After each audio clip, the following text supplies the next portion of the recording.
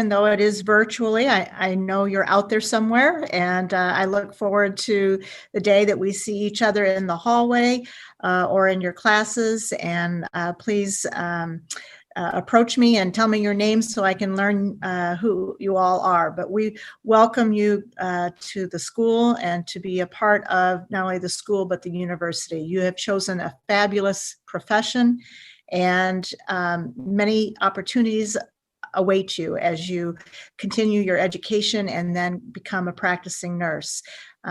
You have chosen a fabulous school. As Dr. Pappas has said, I've been here a long time. I am an alum. I got my undergraduate degree here, and then I've worked here as faculty and as administrators, different administrating roles for the last 30 years.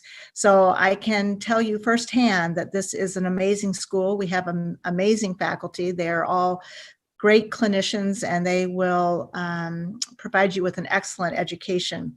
We have a lot of wonderful staff and beautiful facilities that will also help you as you go through your education and one day graduate. We do have a fabulous lab, and I know Dr. Andrews mentioned that earlier. We have been making sure that our resources continue to expand and become plentiful for you. So we actually not only now have a second floor lab, but a third floor lab, and you'll be working in those areas, and hope you'll enjoy them. What's on the horizon for our school is a new building, and that is going to come fairly quickly, a new health science building. So hopefully you'll be here, at least if not for your bachelor's degree, but if you continue on and get your graduate degree from us, you will also get to experience that new building, and we're pretty excited about that. I again welcome you. I wish you the best. Please use all the resources that you have here at the school to make sure that you achieve your goals. And I look forward to shaking your hand on the stage come graduation day. So best wishes to you and good luck. And Dr. Popkins, I'll turn it back over to you.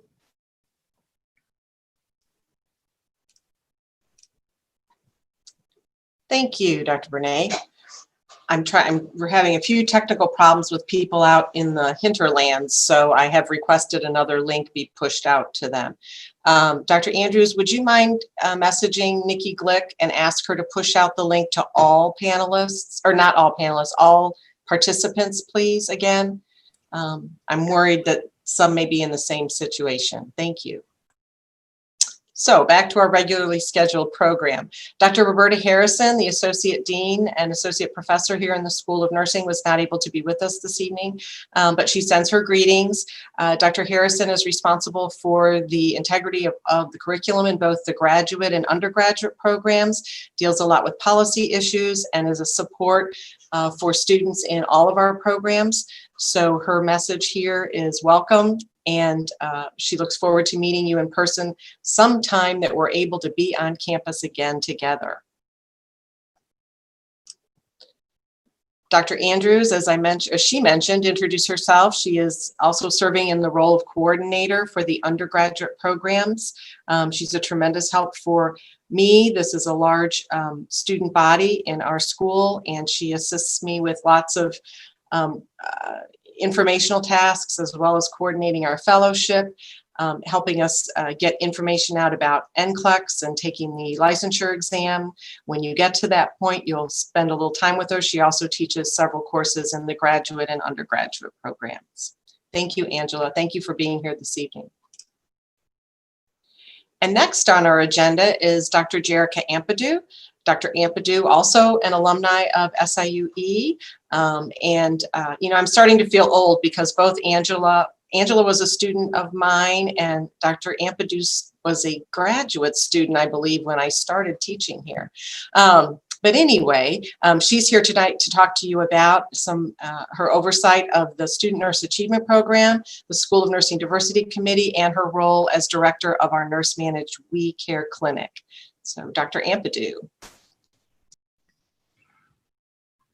Thank you for making me feel really old, Dr. Bofkis. Good afternoon. My name is Dr. Jerica Ampadu, and I am assistant professor here at the School of Nursing. I've been here for a very long time. I'm so comfortable in telling people that I've been here my entire life. I got my bachelor's degree from SIUE in 1997, and I completed my master's degree from SIUE in 2002. And I've been teaching since 2002. I teach both in the graduate program as well as the undergraduate program.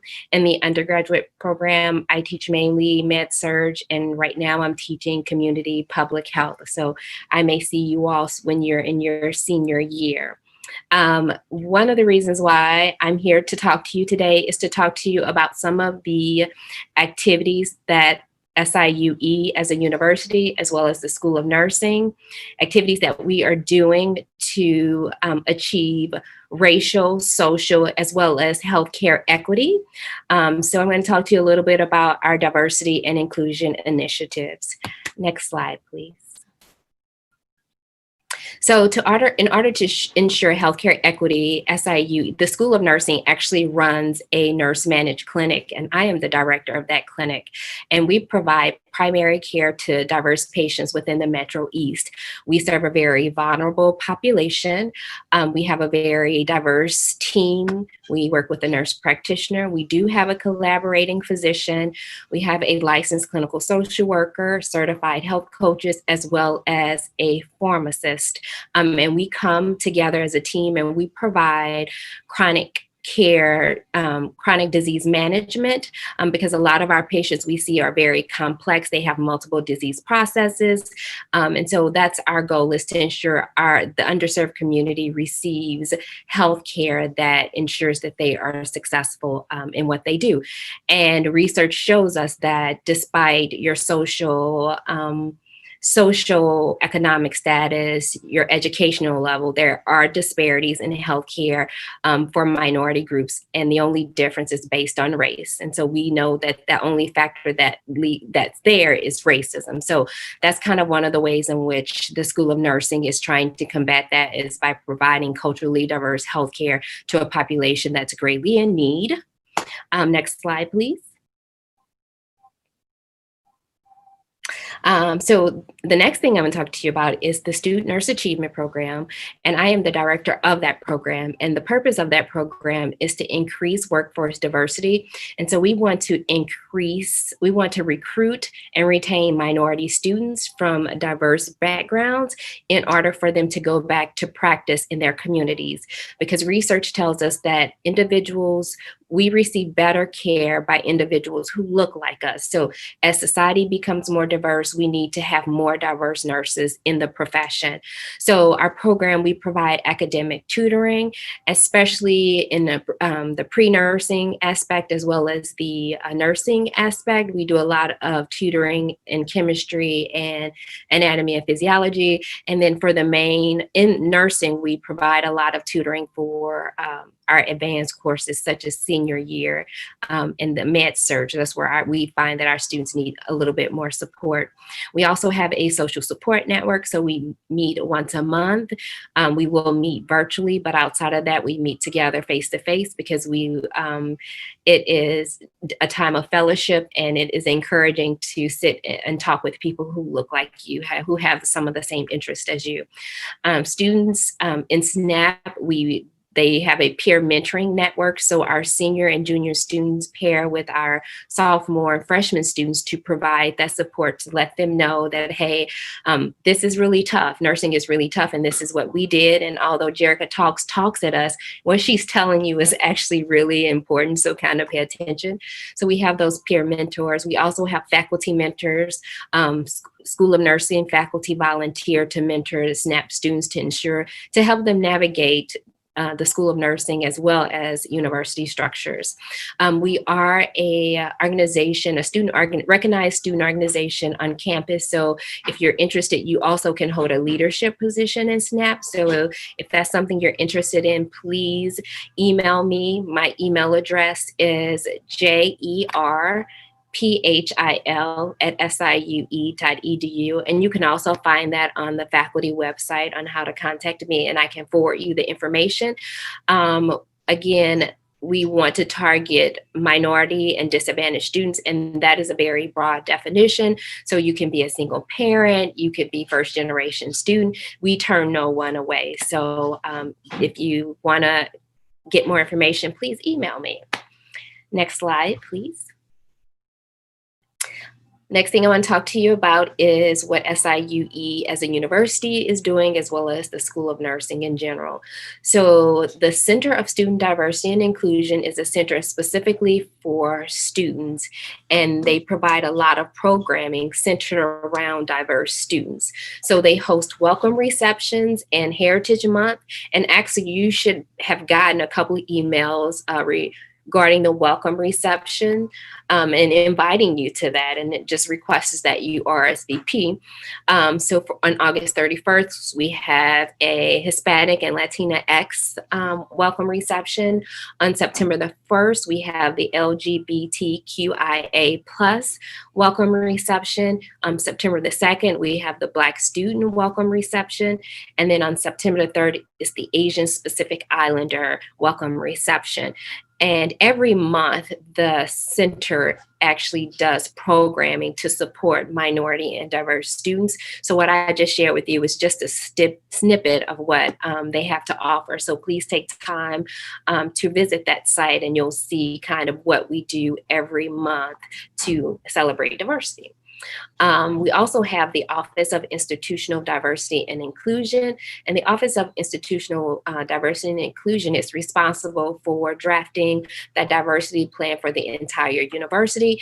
And most schools, such even the School of Nursing, we have diversity committees, and those committees essentially report to the Office of Institutional Diversity and Inclusion.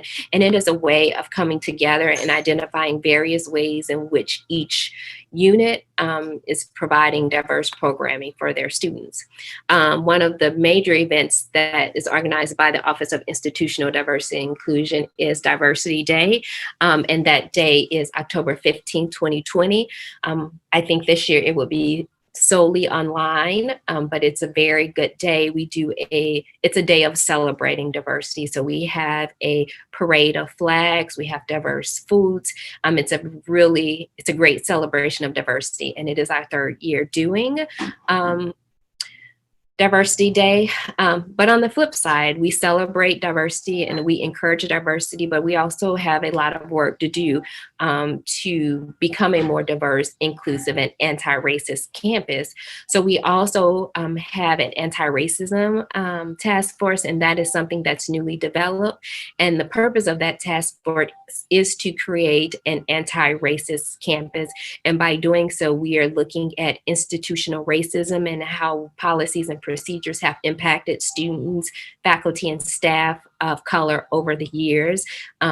Instead of us, we've just kind of been, hey, this is business as usual. However, SIUE has made a firm stance that it's no longer going to be business as usual. So we're looking at how to become an anti-racist campus, and that is going to take a lot of work, but it's encouraging to know that we have a university, our provost and our chancellor are on board 100% with SIUE being an anti-racism campus. And with everything that's happening in the world, it's almost essential that as a university, we lead by example on that. The next thing is the School of Nursing Diversity Committee, and that is a committee inside the School of Nursing. We have faculty, staff, and students on our diversity committee, and the purpose of the Nursing Diversity Committee is to ensure that we are inclusive within the School of Nursing. So we also look at policies and procedures. We look at textbooks to make sure that the textbooks that we select for you are inclusive, and that we create a welcoming environment for all students. So if you're interested in any diversity work, whether it be the School of Nursing, whether it be on the campus level, please let me know and I can connect you to those resources. We will look forward to having you, because the work of diversity and inclusion takes a lot, and we need all hands on board. So think about that. And that's it for me. So I welcome you. I hope you have a great time here at SIUE, and I look forward to meeting you all in person.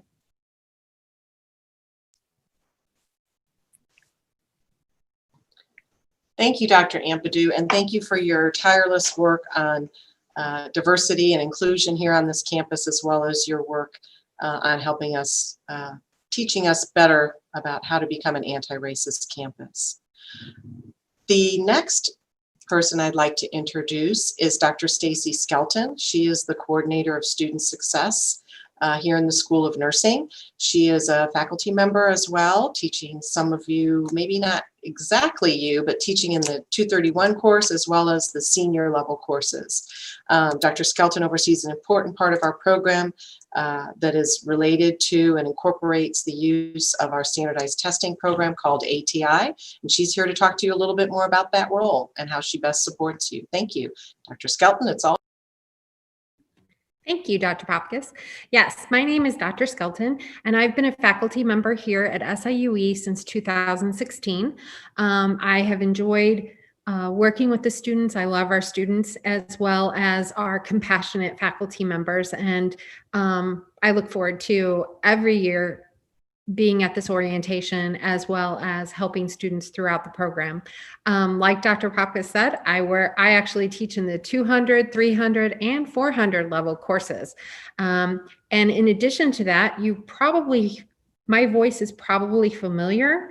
That's because you're going to be watching and hopefully obtaining your ATI account by watching the Zoom that I created earlier this week. Next slide, please.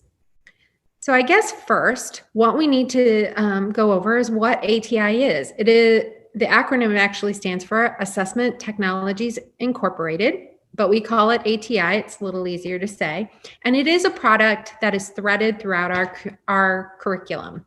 It is a product that will follow you through that curriculum, and it gives you multiple ways to enhance your learning.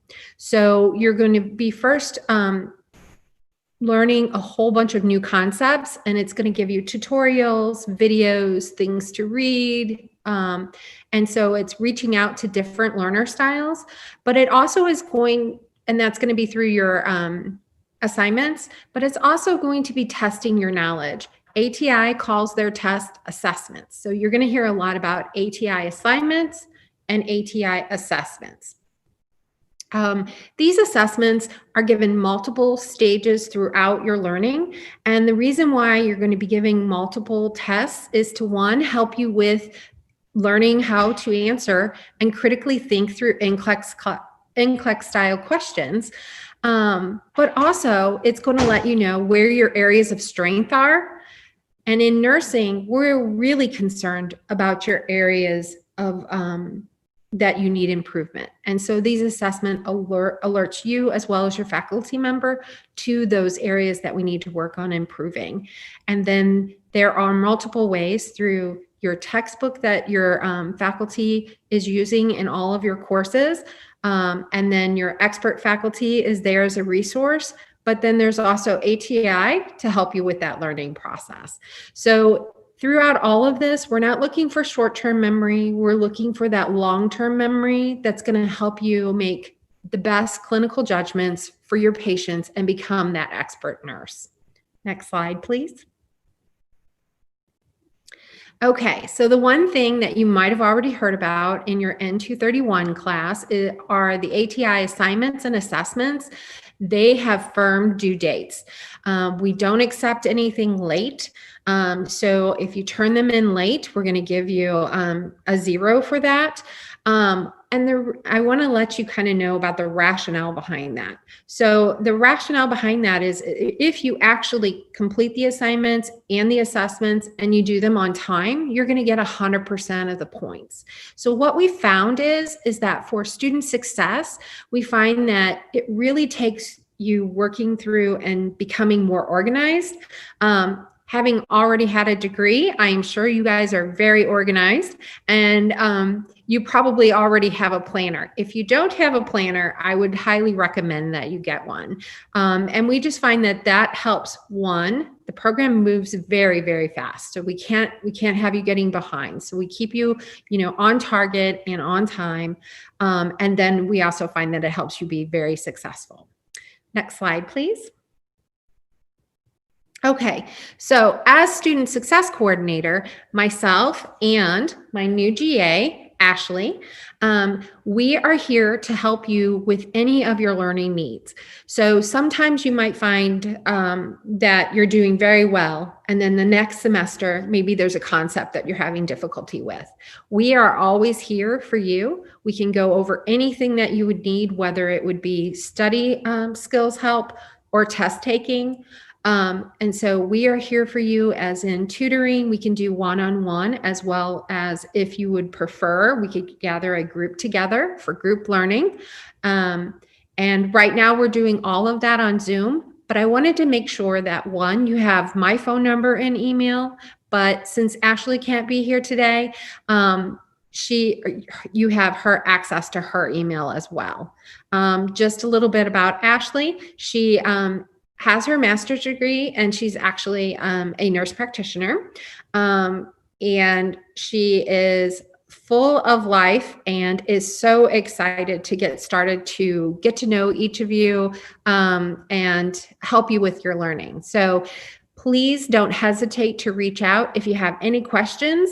There's times that I can even offer help over via email if you're interested in certain things, but then also, like I said, via Zoom.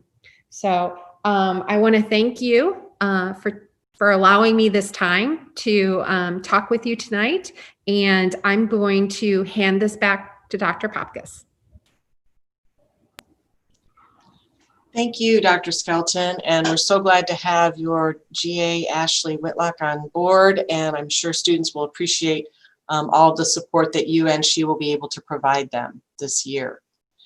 Next on our agenda is the Student Services Staff and Director, Karen Montgomery, and Advisor, Jada Wan and Crystal Bryson.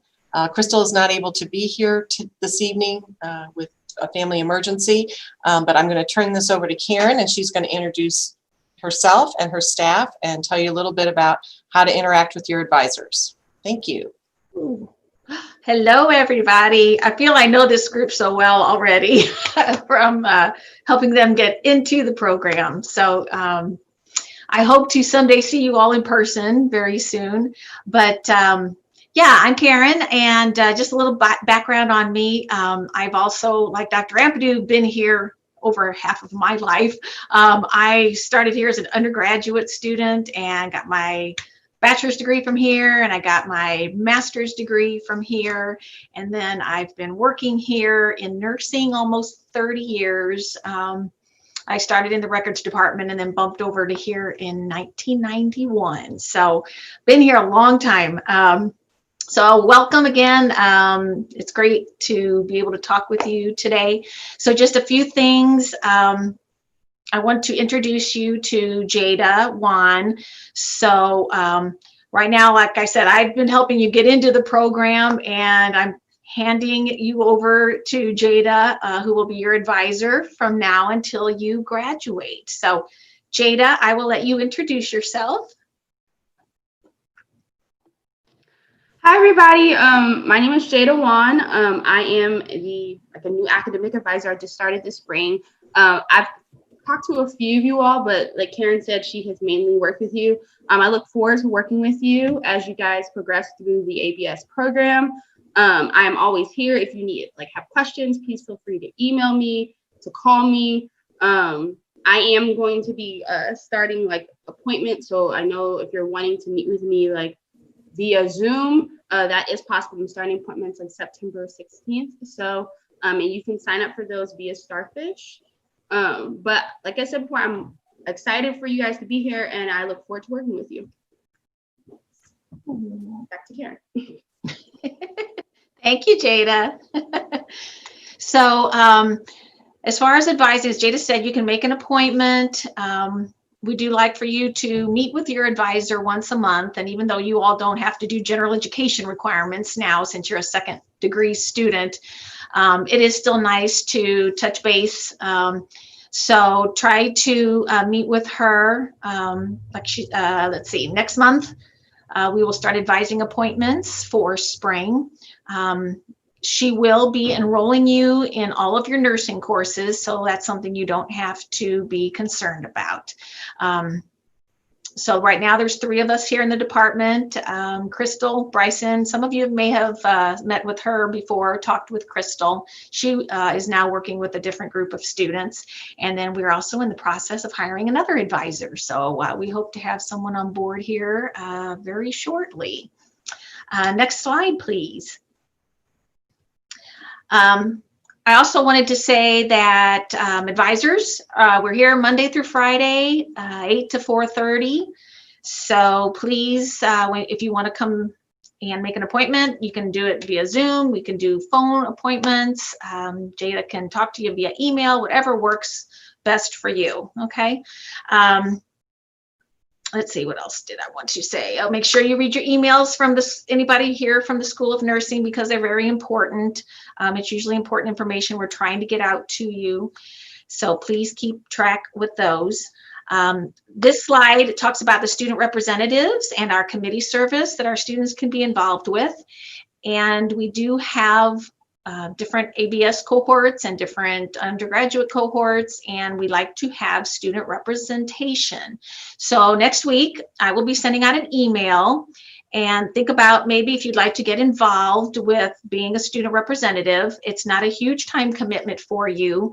What it is basically is we have a student dean's advisory committee meeting, and we try to do 2 a month, or sorry, 2 a semester. And it's Dr. Popkis and myself and all of the student class representatives, committee members, Student Nurses Association officers, and we come together just to talk about things that are going on in the School of Nursing. We want to keep you informed. If there's something new coming up or a new process, a new policy, then we like to let you know about it. Also, if there's any issues, you just kind of reach out to your cohort. If there's anything that you need to bring to that committee meeting, then we ask you to do so at that time. And if you have any ideas on how to improve something, to resolve an issue, we also welcome that as well. So it's fairly informal. We try to do those usually later in the afternoon, 3 o'clock, 4 o'clock. Hopefully, so it won't interfere with your classes. And we do have a few committees too that have student representation, and I will be sending out messages on those as well if we have holes that we need to fill. And that would be our undergraduate curriculum committee, our undergraduate student affairs committee, and our diversity committee. So I hope you think about it and will volunteer hopefully for a student representative position. And that is all I have for now. Welcome again. Best of luck to you this semester. And as soon as we're all able to visit with each other and all of that, I hope you come see us. Thanks.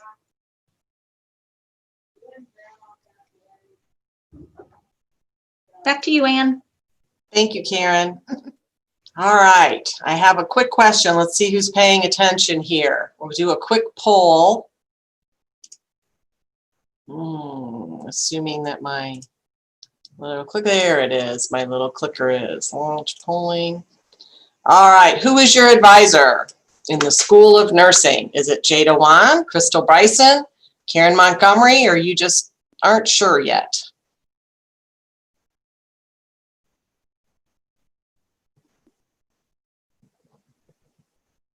Looks like everyone here is very sure, except one person, who their advisor is.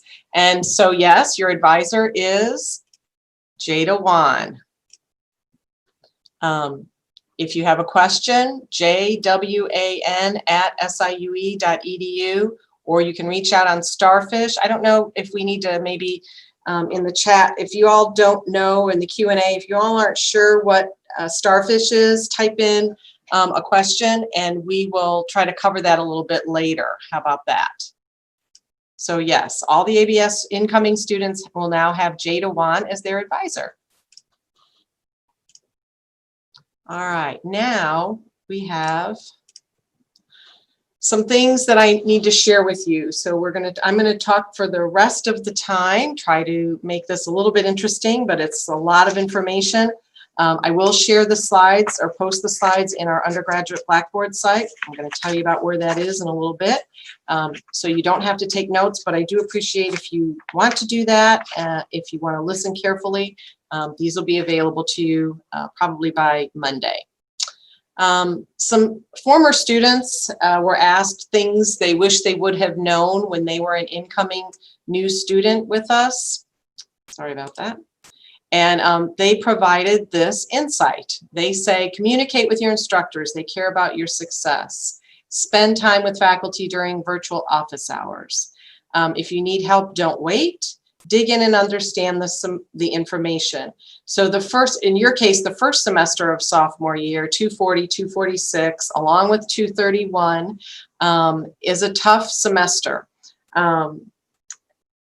Their advice to you is to find a study group, try to work with your peers, help each other out, and ask a lot of questions in class. So we know that most of your classes are taking place in a virtual environment, but that's okay. Hopefully you're finding opportunities to meet with your faculty in their office hours, or at least talk about issues in class.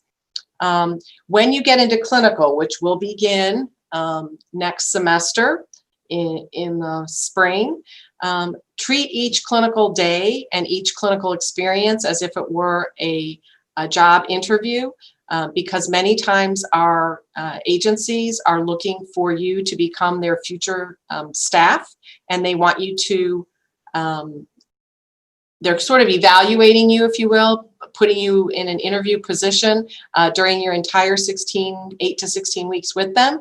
So while you are certainly getting an opportunity to evaluate them as a place to work, as a place to have clinical, they're also looking at you. So be mindful of that and act accordingly. After this semester, your courses will become 8 weeks long, and you will be taking 2 or 3 a semester. And therefore, the pace is a little quicker, the cadence is quicker, and you'll be condensing, we have condensed 16 weeks worth of material and clinical time into 8 weeks. So the days are long and can be exhausting. So it does take a bit of adjustment, and I think the message here is not to underestimate the amount of time that nursing school takes and the amount of commitment that is going to be required of you. I wanted to give you kind of an overview, 30,000-foot view of the pathway to completion or the curriculum. So for those of you who have, well, those of you who are all ABS students, you have already taken the first course, the 234 course in your sophomore year. So you are currently taking professionalism, pathophysiology, and foundations all in your first term with us. That's a heavy load. It's a 14 credit hour semester. Luckily, you don't have to take any other gen eds.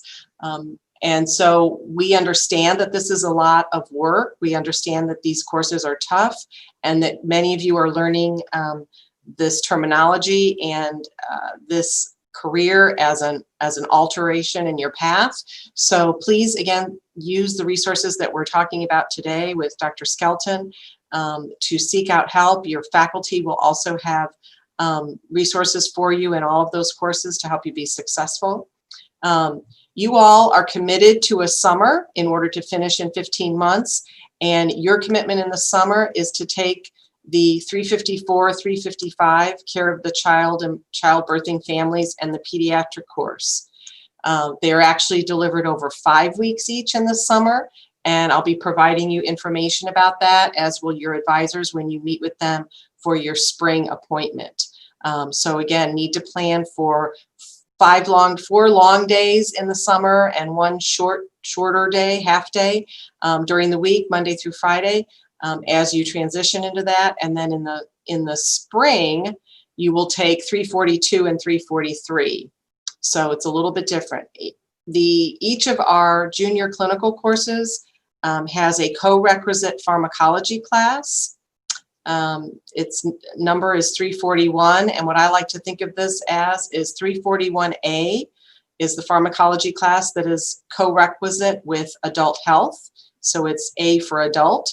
And the 341B class is 341 for babies.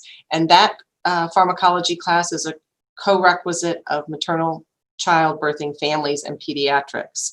So your sequence is you'll start adult 1 and 2 with Pharm A in the spring, and then you'll go into Peds and OB in the summer with 341B. And then you'll come back in the fall and you will start your senior year. You will have 476, 482, 483, and 481. I apologize. The research class you're taking replaced the growth and development class in the sophomore year. So that for most of you is the research class that you're taking now. And then 474 and 475 will be offered to you in your spring semester of your sophomore year. So you'll take that with 342 and 343. That's a little jumbled there. I should probably have fixed that for you, and I will correct that slide so that it reads more like an ABS flow. Okay, I mentioned earlier about the Blackboard site and the access to information that's on there. I have posted a School of Nursing undergraduate Blackboard site. It is not a course. It is instead an organizational site. And so it's basically a gigantic filing cabinet that has a lot of information for you posted there. We will have these slides posted there. We will have the handbook, the student handbook, which I have excerpted some policies here to go over with you. We have information that Dr. Skelton was referencing about ATI. We have a list of the textbooks that are used in the curriculum. Eventually next spring, you'll have your clinical schedules posted there so that you can see where you're going. Information about clinical sites is posted there. But for those of you who have not been an SIUE student before, I need to remind you here that it is really critical that you pay attention to your SIUE email account. Our passwords are required to be changed every 60 days, and you will be active in your courses throughout the curriculum, throughout the academic year. So you'll get reminders to do that. Please pay attention to those. If you do not, then your email will no longer allow you to access it, and you'll have to have a password reset, which can be a bit of a headache, and you won't be getting your information in a timely manner. So I'm going to show you in the next slide how you would access this organizational Blackboard site. You log into Blackboard just as you would for your courses at bb.siue.edu and click on the My Organizations tab in the top section. And then you will have a organization that you're automatically enrolled in, and it's called the SIUE School of Nursing Undergraduate Student Organization. And when you enter that site, you will see a menu bar on the left with a lot of information in it. You get announcements from this Blackboard site sent by myself. If you have questions, you should reply to me personally about the information that was sent to you. But there's sort of, as I said, a ginormous filing cabinet here that you can reference information. If you're looking for information about policies or handbook, I've posted all the information about CPR, opportunities to take a class. Your ATI information is going to be here. Health clearance and information about CBI is here. Eventually, your final exam schedule, the information about study spaces, all of it's here. So if you can't remember anything else, remember to go to the My Organizations tab and look in the Blackboard site to hopefully find the information that you're looking for. I know you get a lot of emails about different things. It's hard to remember. We've also got another guest here today. Her name is Amy Reed. Miss Reed is the coordinator of our simulation laboratory for health sciences. And she'd like to introduce you a little bit to the lab setting and expectations for you while you're in your 246 and beyond class. So Amy, I'll let you take it over. Thank you, Dr. Popkis. I'm excited to be with you tonight, and we're really excited to start welcoming you into our program. I'm going to tell you just a little bit about our simulation lab. As Dr. Bernay and Dean Bernay mentioned earlier, we are excited that we have more space now for US students to come and practice in the lab. I want you to make sure and contact me if you have any questions or concerns as you think about the lab, but I'm going to tell you just a little bit about some of the things that we do there. Next slide, please. So simulation is really exactly like it sounded. It's a chance for you to practice some of those nursing skills, nursing assessment, working with patients in a place that really looks a lot like your hospital environment and helps you to feel like you're starting to be a nurse, right? That you're starting to feel like you're encountering those situations that are just like what you're going to encounter as you enter clinical and also later on as you begin your clinical practice as a nurse. Often it's a place where you practice skills. This is where you start to learn how to start an IV or how to put in a Foley catheter, how to insert a nasogastric tube. And of